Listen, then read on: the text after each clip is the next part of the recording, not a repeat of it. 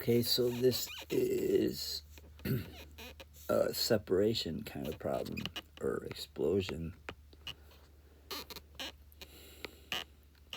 So the equation for that is m1 plus m2 mu u equals m1 v1 plus m2 v2. Okay, this is simply the conservation of momentum equation, specifically for separation or explosion. So plug in your numbers. 6,000 plus 4,000 times 0. So that basically is just 0. So 6,000 times V1 plus 4,000 times 6. It looks like it's going forward, so that's going to be a positive 6.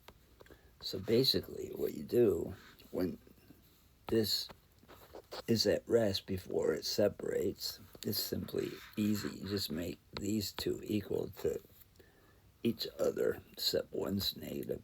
So 6,000 V1 plus 24,000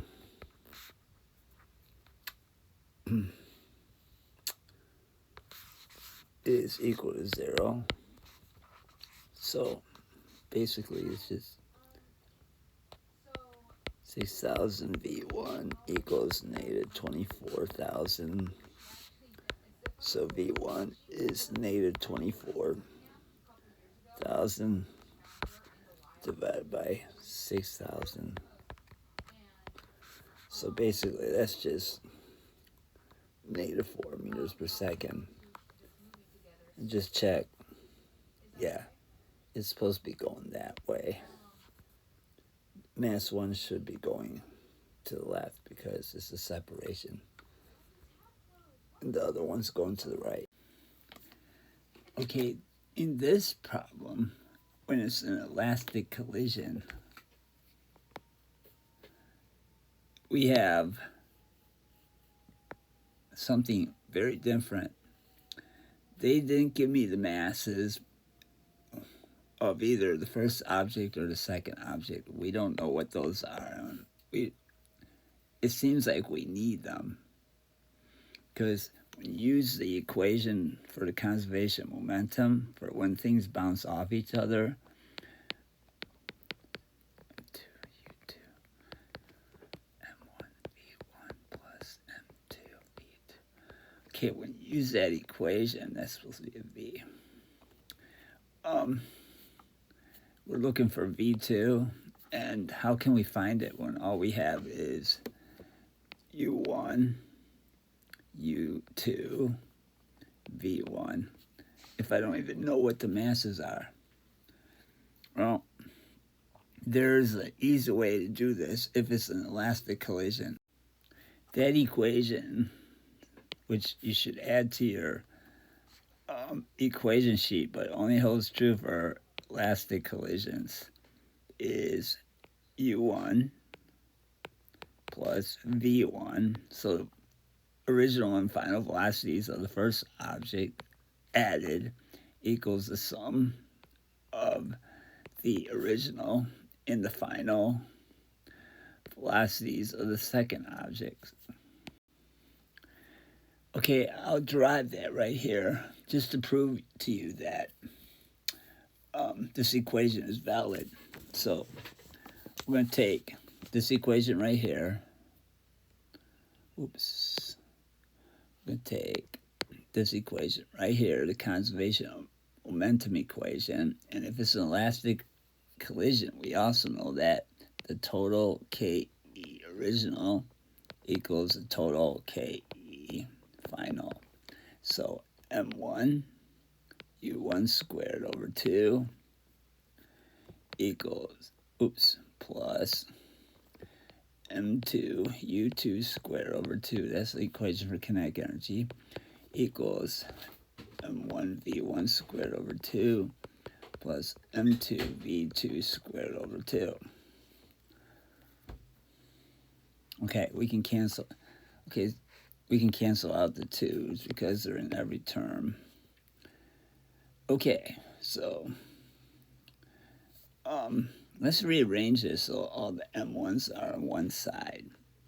So m1 times, okay, first of all, I'll just write it, okay?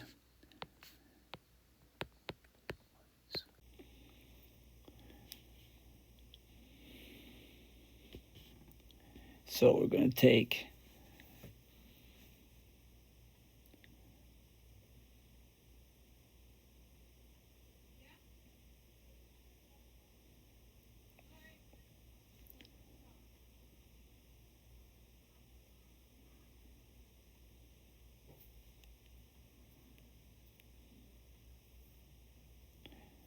next we're going to distribute out the m's from these equations on both sides.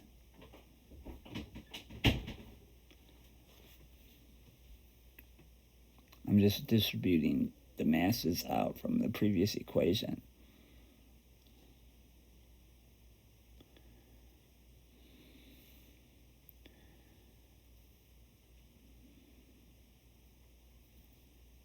Now, there's this rule in algebra.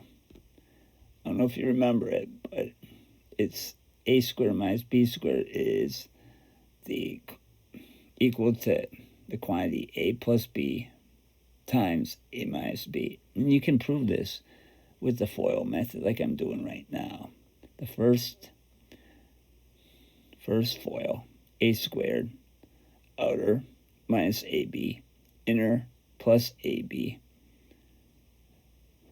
asked minus b squared. So you can see it's the same thing.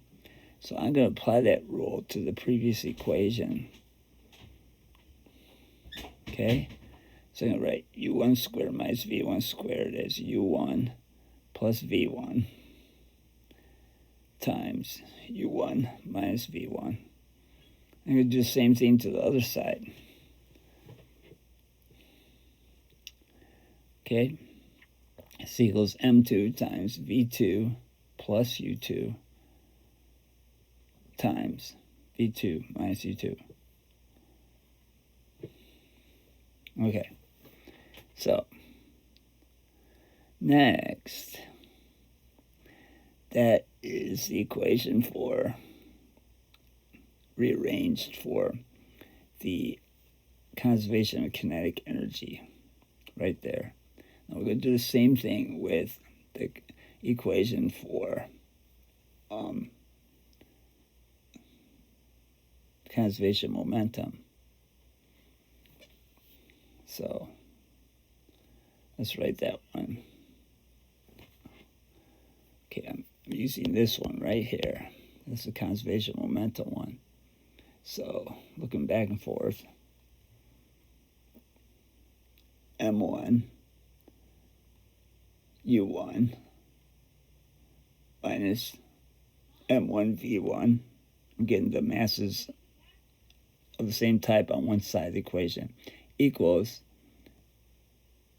m2 v2 minus m2 u2.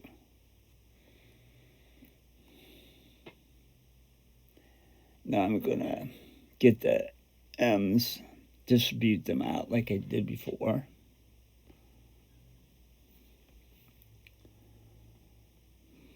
So m1 times u1 minus v1 equals m2 times v2 minus u2. Okay. Next, we're going to take that equation, which is, and we're going to divide it into this equation from the kinetic energy conservation thing that I set up. So divide that smaller one from the conservation of momentum equation into the one that I just labeled before. So I'm going to rewrite that, the top one right here.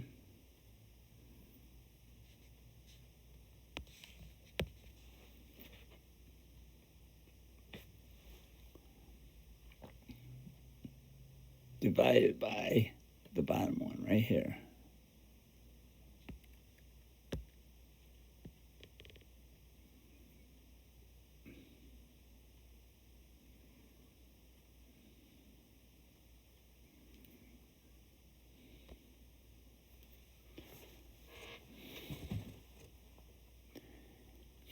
And you can see magic happens. We're gonna have some, the masses are just gonna cancel out, and some of the other terms will cancel out as well. So let's do that right now. The M1s cancel out, M2s cancel out. On the left side, we can see the U1 minus V1 cancels out with the thing on, because it's the same on both sides of the fraction bar. And on the other side, you can see V2 minus U2 cancels out, leaving that equation, U1 plus V1 equals U2 plus V2. Then we're just plugging the numbers. So U1's 8, U2 is -4, V1 is 5,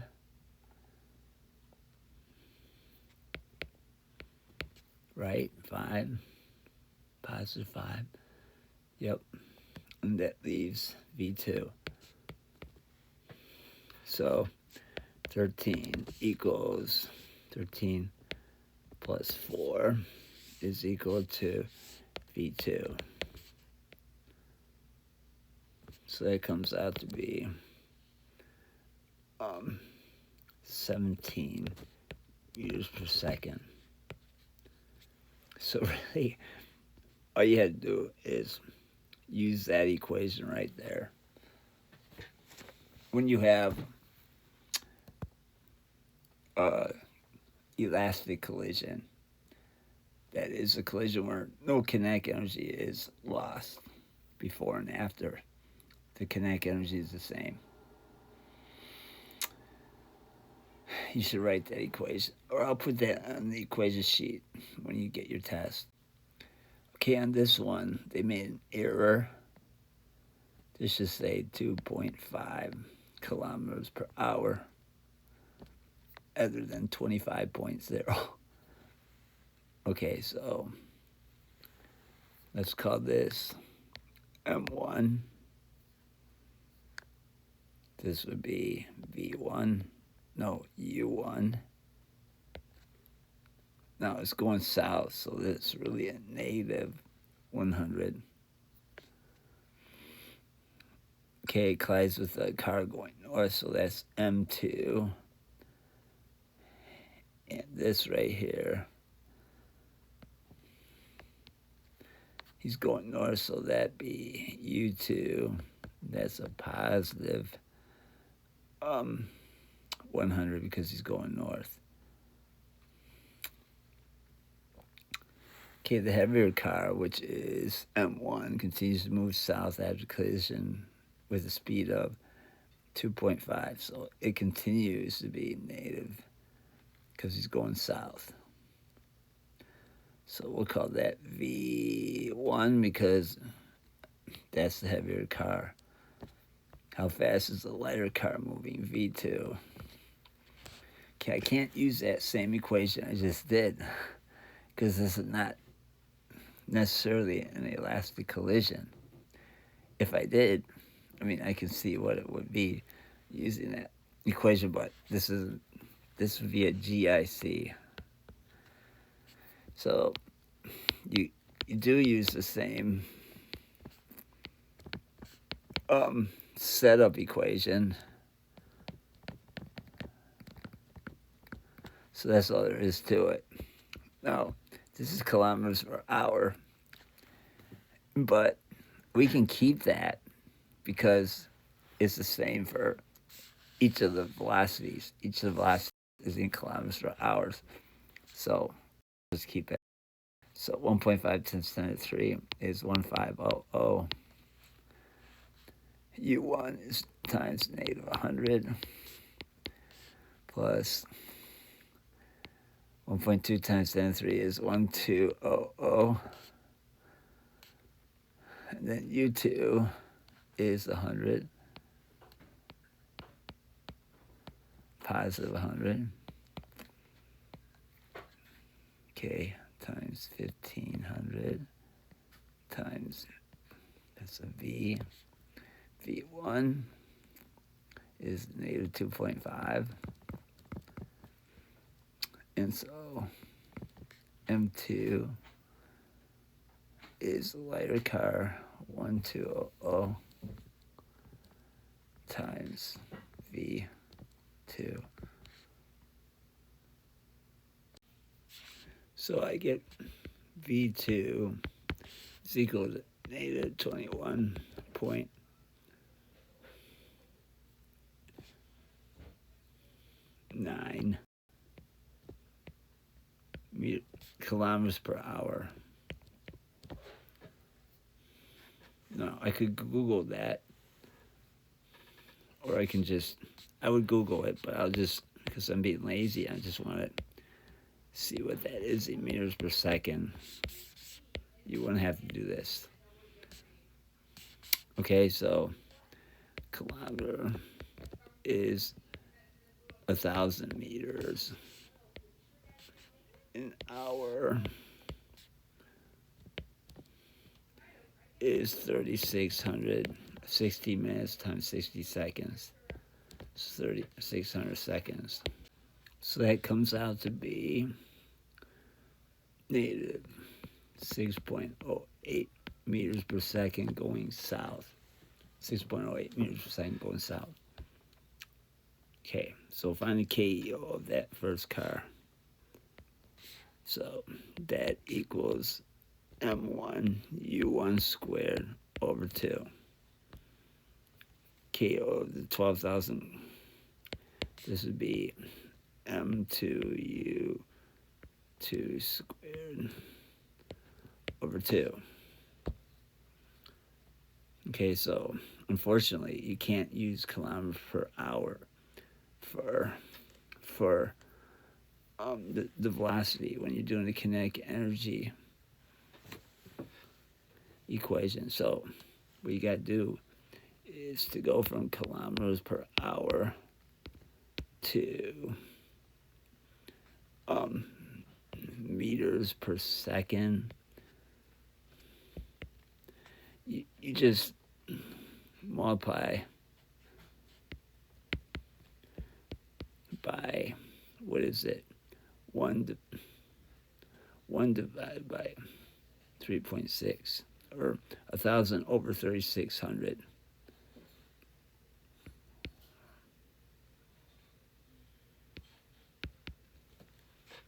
Okay, so let's do that conversion.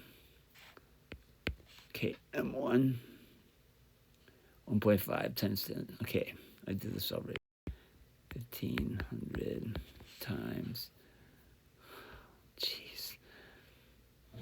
Okay, the speed is 100, so it's 100 times 1 over 3.6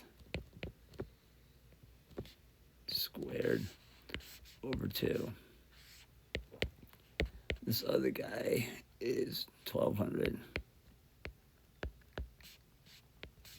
times 100 divided by 3.6 squared over 2. So I just calculated what KEO1 and KEO2 was. Okay, so the total original KEO is equal to KEO1 plus KEO2. So that would equal 1.04 times 10 to the 6.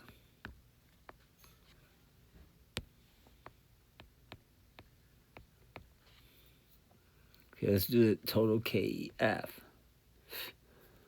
So this is really annoying.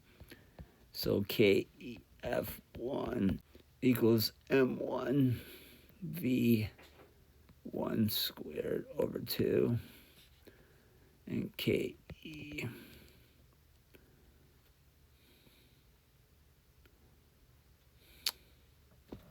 shoot, I forgot to ask you what KEF. Well, I'm asking for the total. So KEF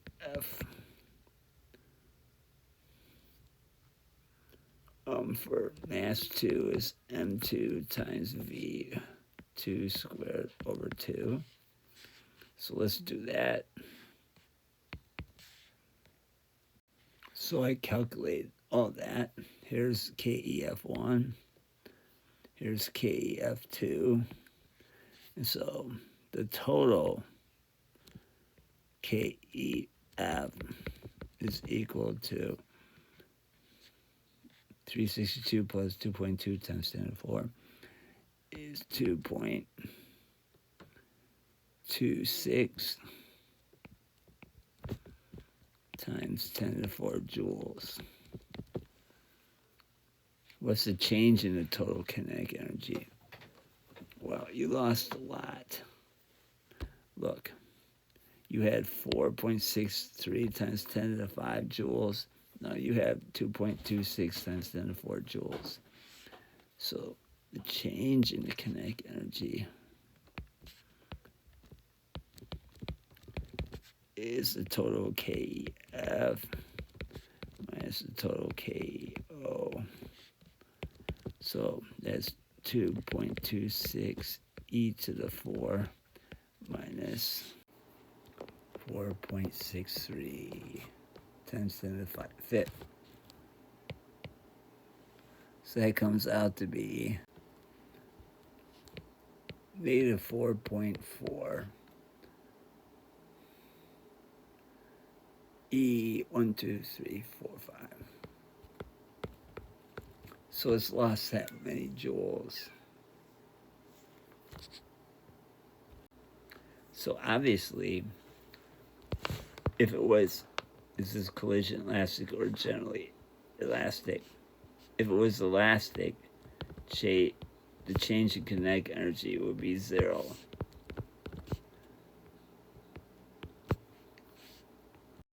So it isn't 0.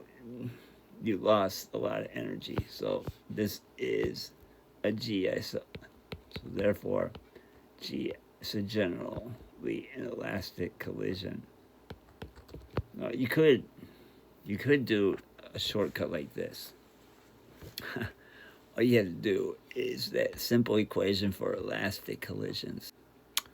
And so just plug in your U values. Now, because, I mean, you could use the kilometer per hour values if you want to, but since I already found the other ones, yeah, let's just do that. So U1 is negative 100. V1 is negative 2.5.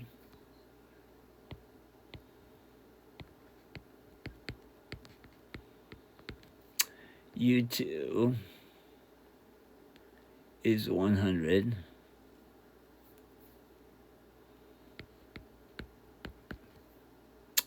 And V2 we solved to be negative 21.9. See, before I changed it to meters per second, okay? So let's check that out. So this is negative 102.5. We're checking to see if that's, okay, so 100 minus 22 is 78. Okay, so there's no way that equals that. So it's totally not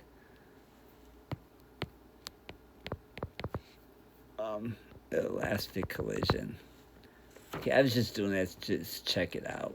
to show you that you can't use that equation right here. You can't use that equation unless it's perfectly elastic. Okay, we should go back here just for practice. Okay, so here's U1. Here's U2. Here's V1. I'm looking for V2. So basically, U1 plus V1 equals U2 plus V2 because they said it's an elastic collision. So, 4 plus V1, 1 is equal to U2, negative 3 plus V2.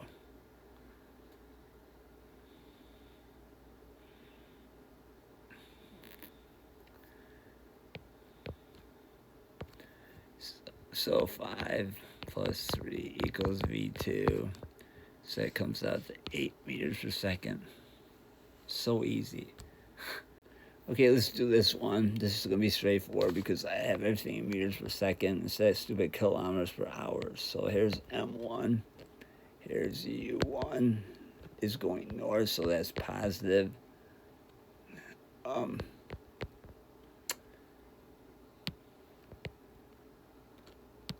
Okay, this is M2. He's going south, so this is negative. So that'd be U2. 92 kilogram football player continues moving at velocity 2 meters after the collision. So he keeps on going forward. So it was positive, so that's V1. That's positive because he continues going. What's velocity at 85? So that's V2. So 1U1 plus M2U2 equals M1V1 plus M2V2.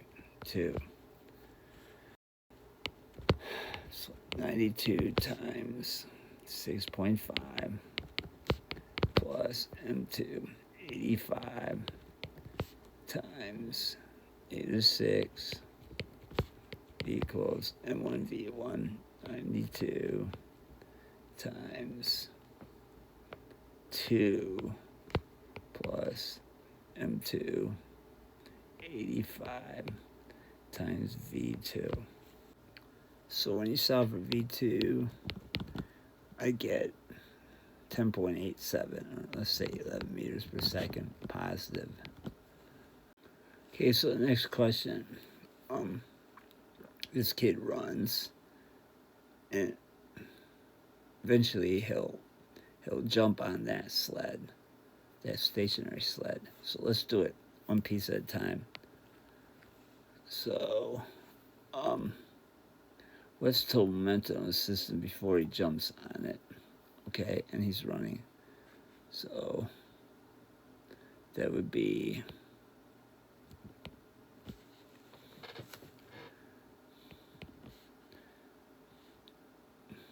total momentum of the system is P of the kid plus P of the sled. So I'll call the kid 1 and I'll call the sled 2. So the momentum of the sled is 0 because it's not moving. Okay, so momentum of the kid is mv. So that would be 72 times 6.5.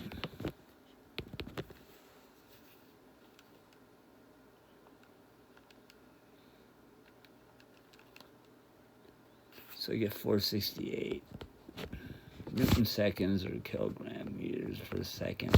Kind of reviewing what we did before. So the total momentum says before he lands on a sled is 468. Now, after he lands on the sled, okay, so here he lands. This is before, and then here's the sled with him on it. moving. So, well, I don't have to think it out because momentum is always conserved unless there's an external force. So at that moment, before friction kicks in, the sum of the momentum, the total momentum before equals the total momentum after, and it still equals what we got, 468 kilogram meters per second. Or you could say Newton seconds. Calculate the initial velocity of the system immediately after he jumps on it. Well, we got M1. This is a sticking thing.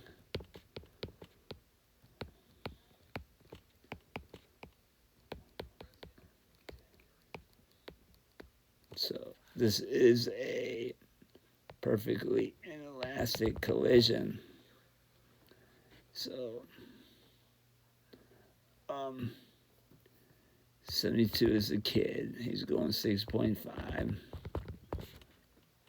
Then this was 0 before the sled wasn't moving. And then after 72 plus mass of the sled is 35 times V. So I get 4.37.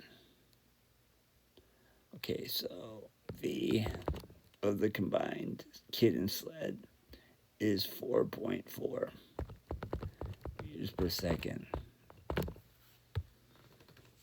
What is the kinetic energy of the system before he lands on the sled?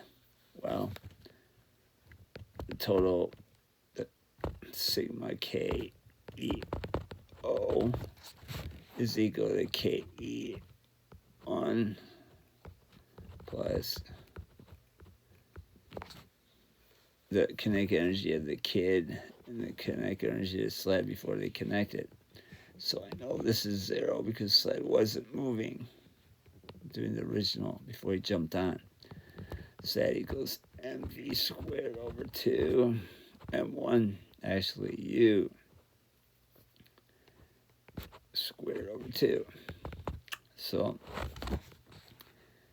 the kid is 72 times speed 6.5 squared over 2. And that equals 1500 or 1521, but I run it up to 2 places. So 1500 joules was kinetic system after Stu lands the sled. Well, KE final will be the kinetic energy of the together kid and sled. So that'd be mv squared over 2. The m is 72 plus 35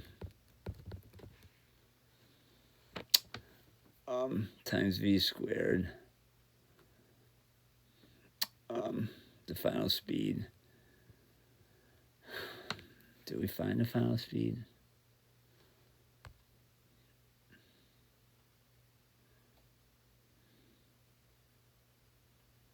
Yeah, I'm sorry, we did over there, 4.4.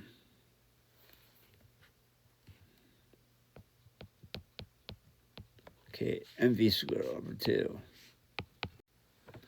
I'm getting 1036, so I'll just write it, 1036 joules. What was kinetic energy conserved during the collision? Okay, so after we had 1036, before we had 1500, so we lost a whole bunch of energy. So what they're asking is KEO equal to the sum of KEF. And definitely no. So 1500 is less than 1036. So no, it wasn't conserved. It would have to be 15,000 instead of 1036.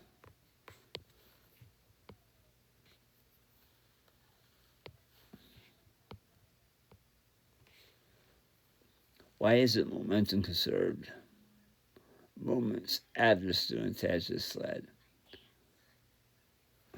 Well, because there's friction. There's going to be a force of friction acting on it. It was conserved at the moment he pushed on, but moments later, friction will kick in and it will slow down.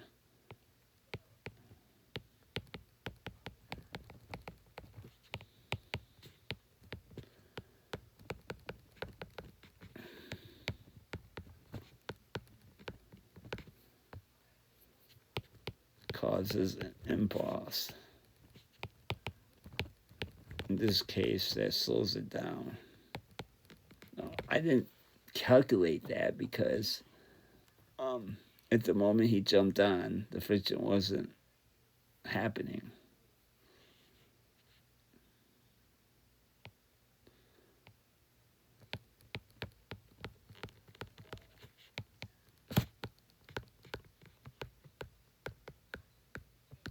Okay, here's kind of a review of impulse.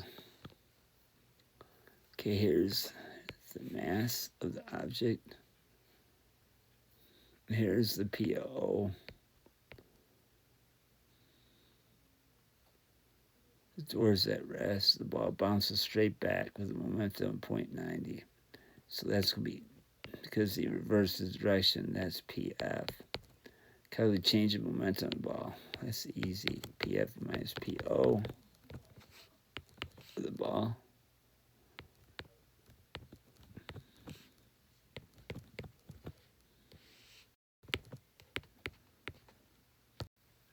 Okay, that comes out to negative 2.1 Newton seconds, or kilogram meters per second if you want. What is the size and direction of the impulse exerted on the ball by the door? Well, if this is the door, and here's the ball moving towards it with a positive momentum. Okay, so it's gonna, once it hits the door, it's gonna come off that way. So the direction of the force on the object is the same as the direction of the impulse. So when the ball hits the door, the force on the ball is same to the left. We already determined that the impulse is negative right here. So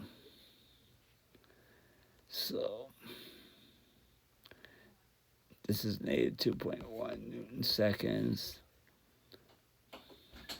And so it's to the left. What's the impulse on the door by the ball? Well, remember, impulse is the same on the other object because it has the same force, but the same contact time, same force. So the ball hit the door with the same force that the door hit the ball at the same time. So they both have the same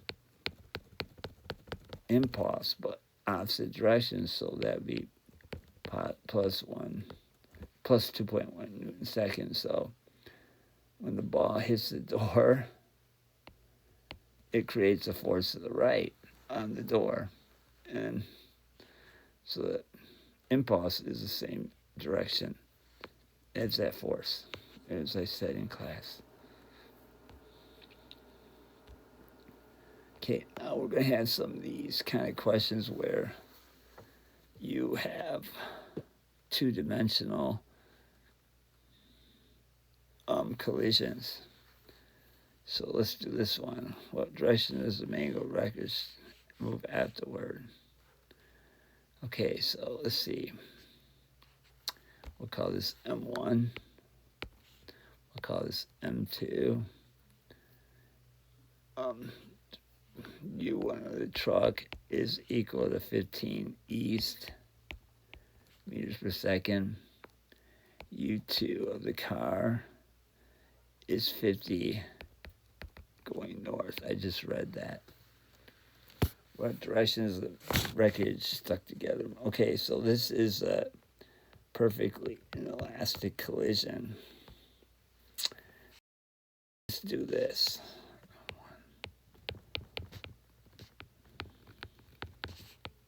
I can't just put it all together like that.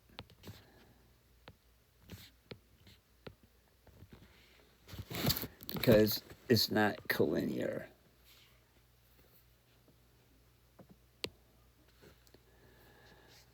So what I have to do, I have to look at what this momentum is. What is it? M1U1.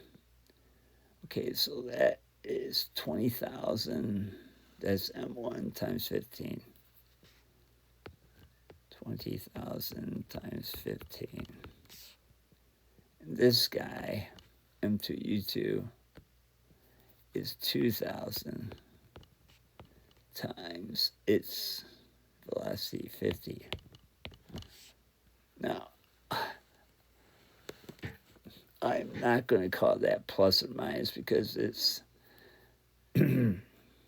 because it's not collinear. So instead, I'm going to do, this is a vector. What is 20 times 2 times 15 is 30. So I still have these 4 zeros. So that comes out to 300,000. And 2 times 50 is 100, plus another 3 zeros. 2 times plus another 3 zeros. So that's 100,000. Now, so what I'm going to do, this is vectors. So I have to do vector addition. So here's the momentum of the truck to the right, like this green arrow showing. Here's the momentum of the car, has the tail, right? So this is P02, this is P. It's momentum 1. From start to finish, that is the total momentum before. The total momentum, the net momentum. So they're not really asking for that. I mean, if I asked you for what's the velocity, the speed of the wreckage, I could solve that. They're asking for the angle. So PO2, I made the card too, so that's 100,000. PO1 is 300,000. Okay, so we can use, to find angle, we can use tangent. Tangent of theta equals opposite over adjacent. I would put that equation on your equation sheet. So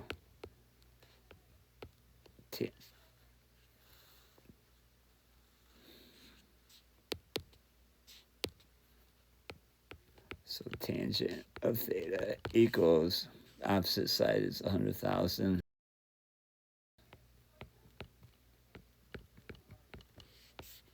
Over the adjacent side, 300,000. So basically it's 1/3. So equals, the angle equals inverse tangent of 1/3.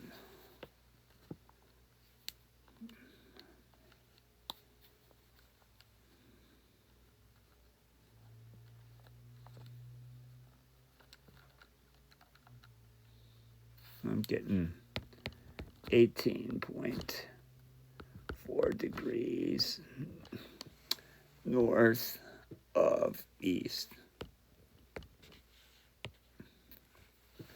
So you can't just plug it into this equation algebraically because it's in 2 dimensions.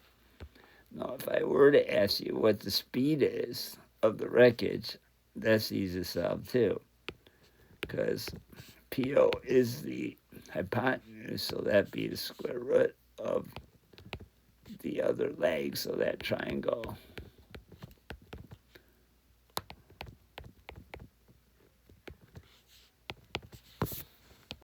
I get this huge number, 3.16 e to the 1, 2, 3, 4, 5 Newton seconds or kilogram meters per second.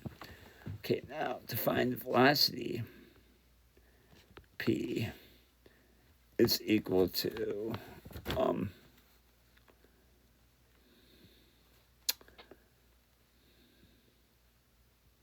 oh, this might confuse you. This is the same thing as the final momentum because no momentum was lost. So the final momentum is equal to what we just found. But that also equals m1 plus m2, the total mass, times the v, which I'm looking for. So 3.16 e to the 5 equals, what's the mass of those? So 300 plus, wait, what are the two masses? 20 plus, so 20,000 plus 2,000 is 22,000. Sorry, 2,200, right? No, 22,000 times V. So the speed of the wreckage is 14.37, 14.4, whatever, meters per second at 18.4 degrees north of east.